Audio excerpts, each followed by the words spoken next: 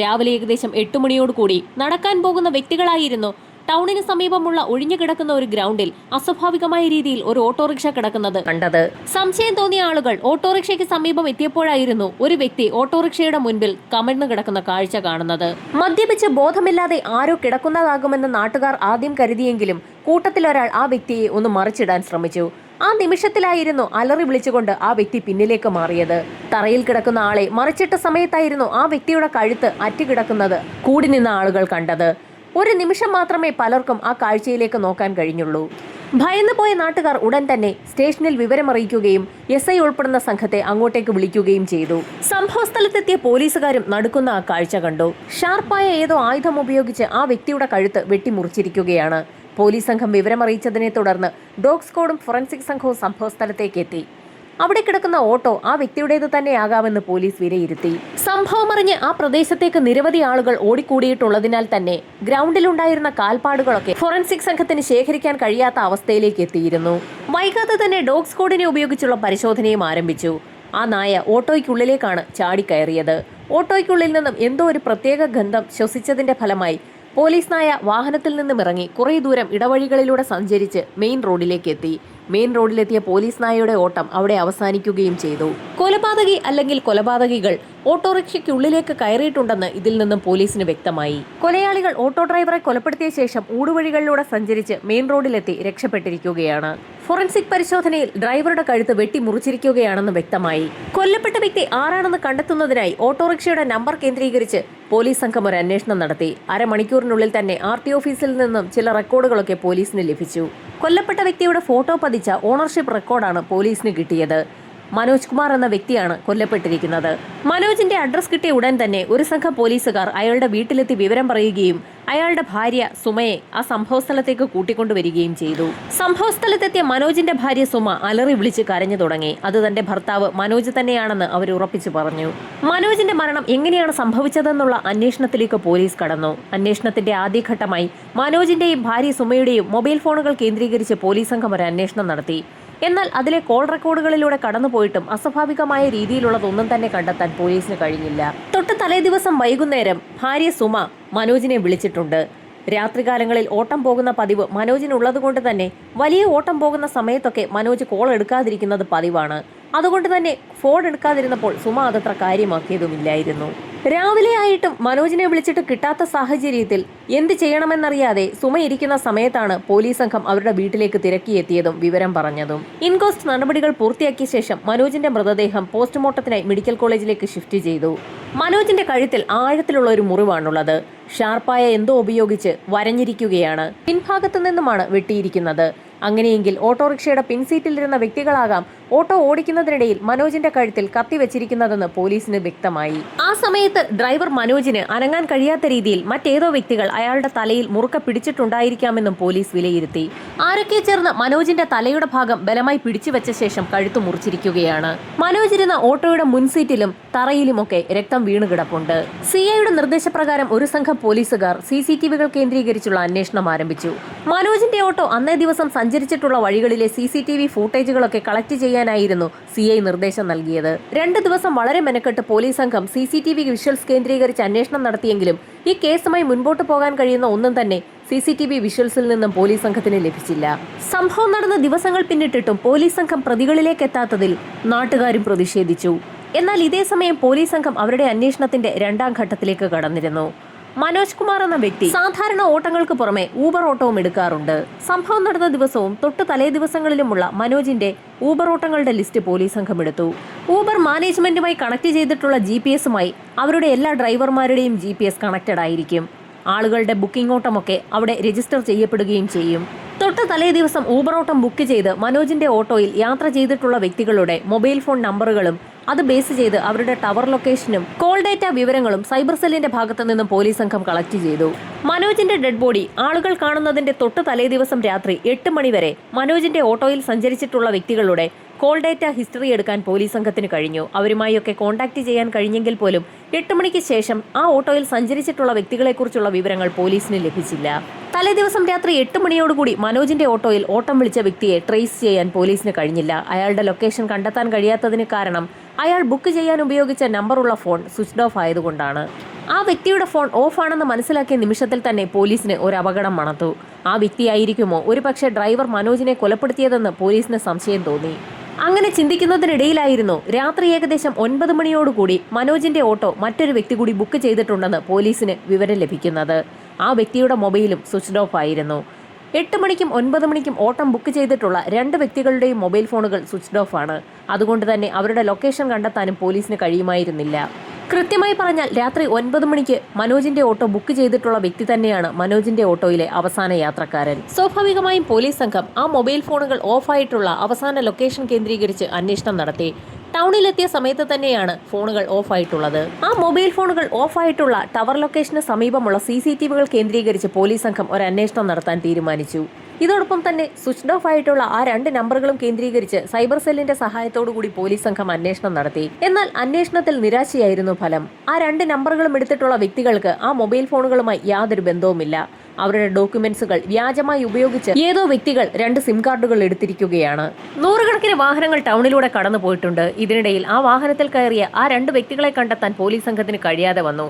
CCTVകൾ കേന്ദ്രീകരിച്ചുള്ള അന്വേഷണം തീർത്തും പരാജയമായ സാഹചര്യത്തിലാണ് ഊബർ പോലീസിന് ഒരു വിവരം നൽകുന്നത്. രാത്രി 8 മണിക്കും 9 മണിക്കും ഓട്ടം ബുക്ക് ചെയ്ത വ്യക്തികൾ ഒരേ സ്ഥലത്തേക്കാണ് ഓട്ടം വിളിച്ചിരിക്കുന്നത്. തിരൂർ ഭാഗത്തേക്ക് ഓട്ടം വിളിച്ചതുകൊണ്ട് തന്നെ ആ ഭാഗത്തേക്കുള്ള CCTVകൾ കേന്ദ്രീകരിച്ച് പോലീസ് സംഘം ഒരു അന്വേഷണം നടത്താൻ തന്നെ തീരുമാനിച്ചു. പല റൂട്ടുകളിലുള്ള CCTV കേന്ദ്രീകരിച്ച് അന്വേഷണം നടത്തിയെങ്കിലും മനോജിന്റെ ഓട്ടോ ആ CCTV വിഷ്വൽസിലൊന്നും കണ്ടെത്താൻ പോലീസിന് കഴിഞ്ഞില്ല. പല റൂട്ടുകളിലും പോലീസ് സഞ്ചരിച്ചു. പോലീസ് സംഘം പോകാത്ത മറ്റേതോ റൂട്ടിലൂടെയാണ് മനോജിന്റെ ഓട്ടോ കടന്നുപോയിട്ടുള്ളത്. ആ സമയത്താണ് പോലീസിന് മറ്റൊരു കാര്യവും ഓർമ്മ വന്നത്. ആ ഓട്ടോറിക്ഷ രാത്രി 9 മണിയോടുകൂടി അവസാനമായി ബുക്ക് ചെയ്തിട്ടുള്ള വ്യക്തി ഏത് ലൊക്കേഷനിൽ വെച്ചാണ് അത് ബുക്ക് ചെയ്തിട്ടുള്ളതെന്ന് യൂബറുമായി ബന്ധപ്പെട്ട് പോലീസ് സംഘം അന്വേഷണം നടത്തി. ഒരുപക്ഷെ ആ വ്യക്തിയെ കയറ്റുന്നതിന് വേണ്ടി ഓട്ടോറിക്ഷയുടെ റൂട്ട് മാറ്റിവിട്ടതാകാമെന്ന് പോലീസ് സംശയിച്ചു. ഏതാനും നിമിഷങ്ങൾക്കകം തന്നെ യൂബർ വിവരം നൽകി. രണ്ടാമത്തെ വ്യക്തി കയറിയിരിക്കുന്നത് മനോജ് കുമാറിന്റെ ഡെഡ് ബോഡി കിടന്ന ഗ്രൗണ്ടിന് സമീപത്തേക്ക് പോകുന്ന റോഡിൽ വെച്ചാണ്. അങ്ങനെ പോലീസ് സംഘം ആ റൂട്ടിലെ CCTVകൾ കേന്ദ്രീകരിച്ച് അന്വേഷണം നടത്തിയപ്പോഴാണ് അവസാനമായി ഒരു വിഷ്വൽ പോലീസിന് ലഭിക്കുന്നത്. ഒരു വീട്ടിൽ നിന്നുള്ള CCTV വിഷ്വലാണ് പോലീസിന് ലഭിച്ചിരിക്കുന്നത്. ആ വീട്ടിലെ CCTV ക്യാമറ റോഡിലേക്ക് തിരിഞ്ഞാണ് ഇരിക്കുന്നത്. അതുകൊണ്ടാണ് ആ റൂട്ടിലൂടെ ഓടിയ ഓട്ടോയുടെ അകത്തിരുന്ന വ്യക്തികളുടെ ചിത്രങ്ങൾ പോലും പകർത്താൻ ക്യാമറയ്ക്ക് കഴിഞ്ഞത്.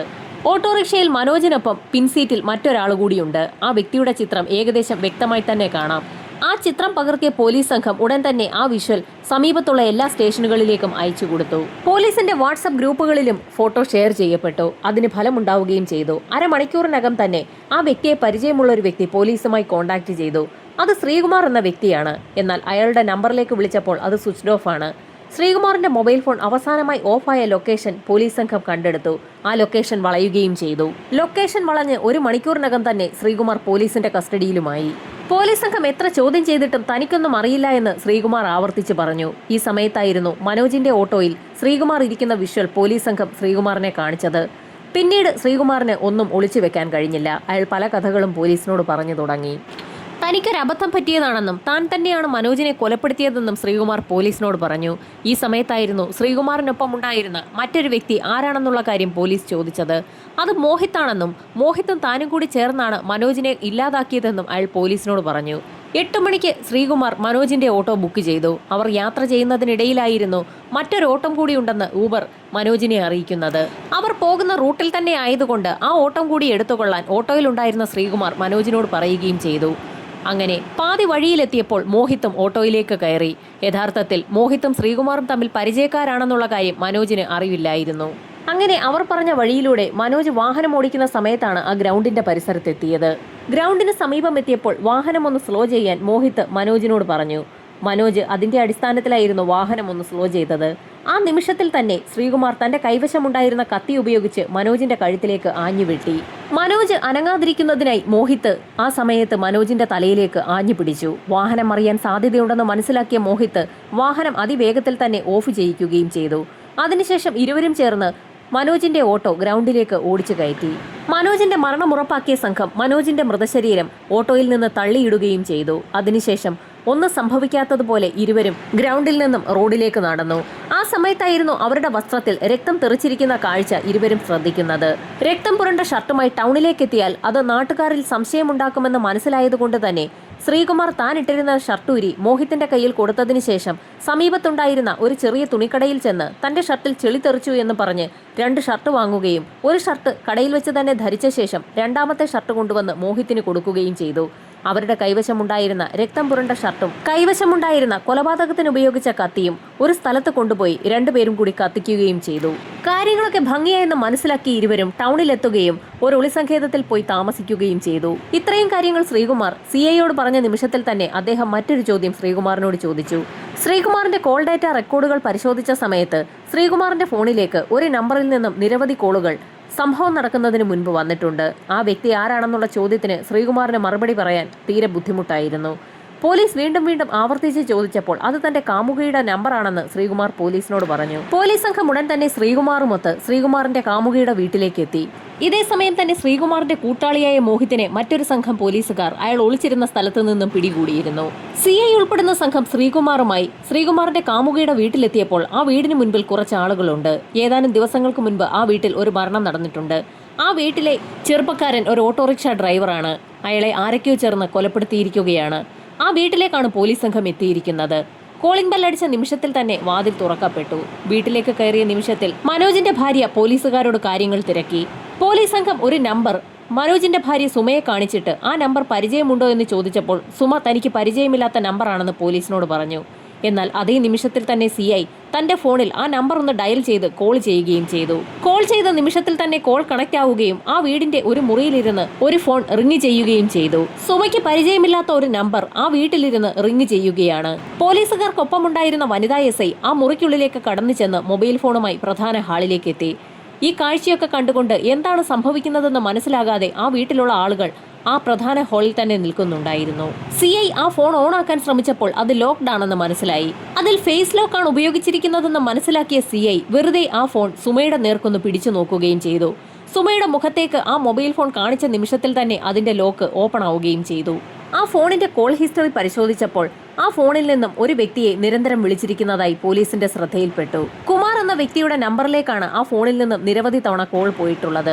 കുമാർ എന്ന വ്യക്തി ആരാണെന്നുള്ള പോലീസിന്റെ ചോദ്യത്തിന് സുമയ്ക്ക് മറുപടി ഉണ്ടായിരുന്നില്ല.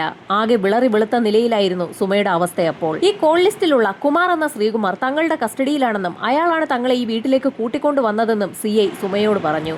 അത് മാത്രവുമല്ല, ജീപ്പിലുണ്ടായിരുന്ന ശ്രീകുമാറിനെ പോലീസുകാർ ചേർന്ന് ആ വീടിനുള്ളിലേക്ക് കൊണ്ടുവരികയും ചെയ്തു. ശ്രീകുമാറിനെ ജീപ്പിനുള്ളിൽ നിന്നും ഇറക്കുന്നത് കണ്ട സുമയുടെ സർവ്വ നിയന്ത്രണവും പോയി. ഏതാനും നിമിഷങ്ങൾക്കകം തന്നെ മോഹിത്തിനെയും പോലീസുകാർ ആ വീട്ടിലേക്ക് കൊണ്ടുവന്നു. പോലീസിന്റെ ചോദ്യം ചെയ്യലുകൾക്ക് മുൻപിൽ പിടിച്ചു നിൽക്കാൻ കഴിയാതെ സുമ പല കാര്യങ്ങളും പറഞ്ഞു തുടങ്ങി. മനോജും സുമയും തമ്മിൽ അത്ര നല്ല ബന്ധത്തിലല്ലാതെയായിട്ട് കുറേയധികം നാളുകളായി. തൊട്ടതിനും പിടിച്ചതിനുമൊക്കെ സുമയെ മനോജ് വഴക്ക് പറയുന്നത് പതിവായിരുന്നുവെന്നും സഹിക്കാതെ വന്നപ്പോഴാണ് മനോജിനെ ഇല്ലാതാക്കാൻ താൻ തീരുമാനിച്ചതെന്നും സുമ പോലീസുകാരോട് പറഞ്ഞു. മനോജിനെ തനിക്കിഷ്ടമല്ല എങ്കിൽ അയാളെ ഡിവോഴ്സ് ചെയ്ത് പൊയ്ക്കൂടായിരുന്നോ എന്ന് സിഐ സുമയോട് ചോദിച്ചു. എന്നാൽ അതിന് ഞെട്ടിക്കുന്ന ഒരു മറുപടിയാണ് സുമ പറഞ്ഞത്. അത്തരത്തിൽ മനോജിനെ ഡിവോഴ്സ് ചെയ്യുകയാണെങ്കിൽ താനും മനോജും കൂടി ഉണ്ടാക്കിയെടുത്ത സ്വത്തുക്കളൊക്കെ തനിക്ക് നഷ്ടമാകുമെന്നും സുമ പോലീസിനോട് പറഞ്ഞു. പോലീസിന്റെ വലയിൽപ്പെടാതെ തന്നെ മനോജിനെ ഇല്ലാതാക്കാൻ സുമ പല പദ്ധതികളും അങ്ങനെ ആലോചിച്ചു. അതിനായി CID സ്വഭാവമുള്ള പല ഭാഷയിലുമുള്ള സീരിയലുകളും സിനിമകളുമൊക്കെ സുമ പതിവായി കാണാൻ തുടങ്ങി. ഒരു കൊലപാതകം നടത്തിയ ശേഷം പോലീസ് പിടിയിലാവാതെ എങ്ങനെ രക്ഷപ്പെടാമെന്ന് സിനിമകൾ കണ്ട് പഠിക്കാൻ തന്നെ സുമ തീരുമാനിച്ചു. അങ്ങനെ പല സിനിമകളും സീരിയലുകളും കണ്ടതിന്റെ അടിസ്ഥാനത്തിൽ സുമ വ്യാജ ID കാർഡുകൾ ഉപയോഗിച്ച് പല സിം കാർഡുകളും എടുത്തു. മനോജിനെ കൊലപ്പെടുത്താൻ സുമ തന്റെ കാമുകനായ ശ്രീകുമാറിനോടാണ് ആവശ്യപ്പെട്ടത്. അതിനായി അവരിരുവരും ചേർന്ന് പല പ്ലാനുകളും തയ്യാറാക്കി. സംഭവം നടപ്പിലാക്കുന്നതിനായി ശ്രീകുമാർ മോഹിത് എന്ന തന്റെ സുഹൃത്തിന്റെ സഹായവും തേടി. പരിപാടി ആസൂത്രണം ചെയ്യുന്നതിന്റെ ഭാഗമായി സുമയും ശ്രീകുമാറും മോഹിത്തും വ്യാജമായി എടുത്തിട്ടുള്ള സിം കാർഡുകളാണ് ഉപയോഗിച്ചുകൊണ്ടിരുന്നത്. ഊബർ ബുക്ക് ചെയ്യുമ്പോൾ മനോജിന്റെ ഓട്ടോ തന്നെ ലഭിക്കാൻ വേണ്ടി മനോജിന്റെ ഓട്ടോയുടെ അടുത്തുള്ള ലൊക്കേഷനിൽ നിന്ന് തന്നെയാണ് സംഭവം നടപ്പിലാക്കുന്നതിന്റെ ഭാഗമായി അവർ ഊബർ ബുക്ക് ചെയ്തത്. ഓട്ടോ കൃത്യമായി സ്ലോ ചെയ്യുന്ന സമയത്ത് ഓട്ടോ മറിയാതെ തന്നെ ആ വ്യക്തിയെ കൊലപ്പെടുത്താൻ കഴിയുമെന്നും ആ സംഘം ഒരു അന്യഭാഷാ സീരിയലിൽ നിന്നും മനസ്സിലാക്കി. തങ്ങളുടെ ഒരു വിരലടയാളം പോലും പോലീസിന് ലഭിക്കാതിരിക്കുന്നതിനായി ശ്രീകുമാറും മോഹിത്തും ഗ്ലൗസ് ധരിച്ച ശേഷമായിരുന്നു മനോജിന്റെ ഓട്ടോറിക്ഷയിൽ കയറിയത്. രാത്രിയായതുകൊണ്ട് തന്നെ മനോജ് അതൊന്നും ശ്രദ്ധിച്ചതുമില്ല. ആളൊഴിഞ്ഞ ഗ്രൗണ്ടിന് സമീപത്തുകൂടി ഓട്ടോ സ്ലോ ചെയ്ത് കൊണ്ടുപോകാൻ മോഹിത് ആയിരുന്നു ആവശ്യപ്പെട്ടത്. അതിനുശേഷം ഓട്ടോ ഇടത്തേക്ക് വളയ്ക്കാനും മോഹിത് അന്ന് മനോജിനോട് ആവശ്യപ്പെട്ടിരുന്നു. ഈ സമയത്ത് ഒരു വ്യക്തിയെ എങ്ങനെ ഓട്ടോ മറിയാതെ കൊലപ്പെടുത്താമെന്ന് ആ സംഘം പലതവണ പ്രാക്ടീസ് ചെയ്തു നോക്കിയിരുന്നു. അതിനായി കഴുത്തു മുറിക്കേണ്ട വ്യക്തിക്ക് പകരമായി സംഘം തിരഞ്ഞെടുത്തത് വാഴത്തടയായിരുന്നു. വാഴത്തടയിൽ പല പ്രാവശ്യം കത്തി കുത്തിയിറക്കി പ്രാക്ടീസ് ചെയ്തതിനു ശേഷമാണ് ശ്രീകുമാറും മോഹിത്തും പ്ലാൻ നടപ്പിലാക്കിയത്. ഒറ്റവെട്ടിന് കഴുത്ത് എങ്ങനെ അറ്റുപോകാമെന്ന് ഒരുപാട് തവണ അവർ പഠനം നടത്തുകയും പ്രാക്ടീസ് ചെയ്യുകയും ചെയ്തിരുന്നു. അങ്ങനെ അവർ ഒരു ഡേറ്റ് തീരുമാനിക്കുകയും മനോജിന്റെ ഊബർ ബുക്ക് ചെയ്യുകയുമായിരുന്നു. കൊലപാതകം നടന്ന ശേഷം അതുമായി ബന്ധപ്പെട്ടുള്ള വസ്തുവകകളൊക്കെ കത്തിച്ചു കളയുന്നതാണ് നല്ലതെന്നും ആ അന്യഭാഷാ ചിത്രത്തിൽ നിന്നും ആ വ്യക്തികൾ മനസ്സിലാക്കിയിരുന്നു. കൃത്യം നടത്തിയ ശേഷം ആ സംഭവവുമായി ബന്ധപ്പെട്ടുള്ള ഫോണുകൾ സ്വിച്ച് ഓഫ് ആക്കി വെക്കുകയും ചെയ്തു. കൃത്യം നടത്താൻ ഉപയോഗിച്ച മൊബൈൽ ഫോണുകൾ സ്വിച്ച് ഓഫ് ആക്കിയ ശേഷം ഇരുവരും ഒളിവിൽ പോവുകയായിരുന്നു. എന്നാൽ അവർ അവരവരുടെ സ്വന്തം മൊബൈൽ ഫോണുകൾ സ്വിച്ച് ഓഫ് ആക്കിയിടത്താണ് അവർക്ക് പിഴവ് പറ്റിയത്. സുമ ഇത്രയും കാര്യങ്ങൾ പോലീസിനോട് പറഞ്ഞപ്പോൾ തീർത്തും അമ്പരപ്പോടുകൂടിയായിരുന്നു സുമയുടെയും അതുപോലെ തന്നെ മനോജിന്റെയും ബന്ധുക്കൾ അതൊക്കെ കേട്ടുകൊണ്ട് നിന്നത്. സുമയുടെ കുറ്റസമ്മതം മൊഴി രേഖപ്പെടുത്തിയ പോലീസ് സംഘം സുമയെയും ശ്രീകുമാറിനെയും മോഹിത്തിനെയും കൂട്ടി സ്റ്റേഷനിലേക്ക് പോയി. തൊട്ടടുത്ത ദിവസം തന്നെ മൂവരെയും മജിസ്ട്രേറ്റിന് മുൻപാകെ ഹാജരാക്കി റിമാൻഡ് ചെയ്തു. 90 ദിവസത്തിനകം അന്വേഷണം പൂർത്തിയാക്കി കുറ്റപത്രം കോടതിയിൽ സമർപ്പിക്കാൻ കഴിയാത്ത ഒരു സാഹചര്യം പോലീസ് സംഘത്തിനുണ്ടാവുകയാണെങ്കിൽ മൂവർ സംഘത്തിന് ജാമ്യം കിട്ടാൻ സാധ്യതയേറെയാണ്. പ്രതികൾക്ക് ജാമ്യം കിട്ടുമോ എന്നുള്ള കാര്യം വരും ദിവസങ്ങളിൽ തന്നെ അറിയാൻ സാധിക്കും.